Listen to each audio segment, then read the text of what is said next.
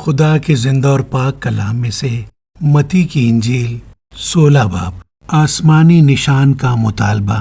پھر فریسیوں اور صدوقیوں نے پاس آ کر آزمانے کے لیے اس سے درخواست کی کہ ہمیں کوئی آسمانی نشان دکھا۔ اس نے جواب میں ان سے کہا، شام کو تم کہتے ہو کہ کھلا رہے گا کیونکہ آسمان لال ہے، اور صبح کو یہ کہ آج آندھی چلے گی کیونکہ آسمان لال اور دھندلا ہے۔ تم آسمان کی صورت میں تو تمیز کرنا جانتے ہو، مگر زمانوں کی علامتوں میں تمیز نہیں کر سکتے۔ اس زمانہ کے برے اور زناکار لوگ نشان طلب کرتے ہیں، مگر یونا کے نشان کے سوا کوئی اور نشان ان کو نہ دیا جائے گا، اور وہ ان کو چھوڑ کر چلا گیا۔ فریسیوں اور صدوقیوں کا خمیر۔ اور شاگرد پار جاتے وقت روٹی ساتھ لینا بھول گئے تھے۔ یسوع نے ان سے کہا، خبردار، فریسیوں اور صدوقیوں کے خمیر سے ہوشیار رہنا۔ وہ آپس میں چرچا کرنے لگے کہ ہم روٹی نہیں لائے۔ یسوع نے یہ معلوم کر کے کہا، اے کم اعتقادو، تم آپس میں کیوں چرچا کرتے ہو کہ ہمارے پاس روٹی نہیں؟ کیا اب تک نہیں سمجھتے؟ اور ان 5,000 آدمیوں کی 5 روٹیاں تم کو یاد نہیں؟ اور نہ یہ کہ کتنی ٹوکریاں اٹھائیں؟ اور نہ ان 4,000 آدمیوں کی 7 روٹیاں؟ اور نہ یہ کہ کتنے ٹوکرے اٹھائے؟ کیا وجہ ہے کہ تم یہ نہیں سمجھتے کہ میں نے تم سے روٹی کی بابت نہیں کہا؟ فریسیوں اور صدوقیوں کے خمیر سے خبردار رہو۔ تب ان کی سمجھ میں آیا کہ اس نے روٹی کے خمیر سے نہیں بلکہ فریسیوں اور صدوقیوں کی تعلیم سے خبردار رہنے کو کہا تھا۔ یسوع کے بارے میں پطرس کا اقرار۔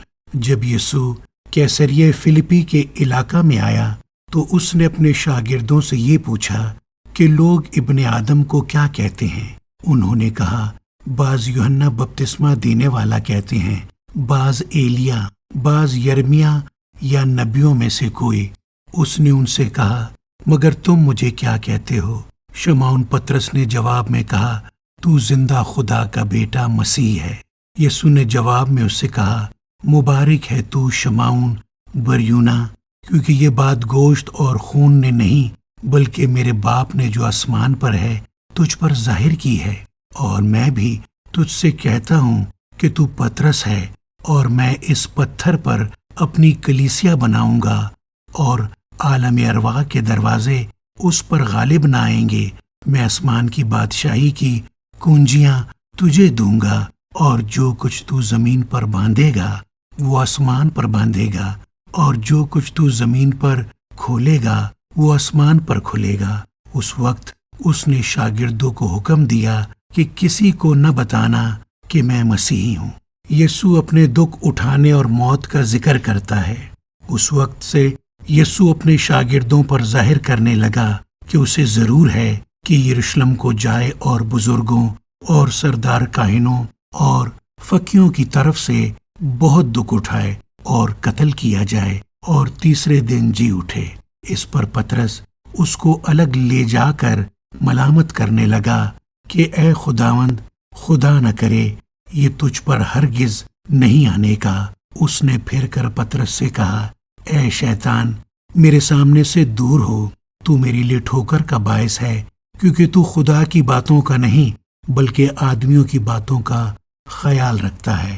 اس وقت یسوع نے اپنے شاگردوں سے کہا کہ اگر کوئی میرے پیچھے آنا چاہے تو اپنی خودی کا انکار کرے اور اپنی صلیب اٹھائے اور میرے پیچھے ہو لے۔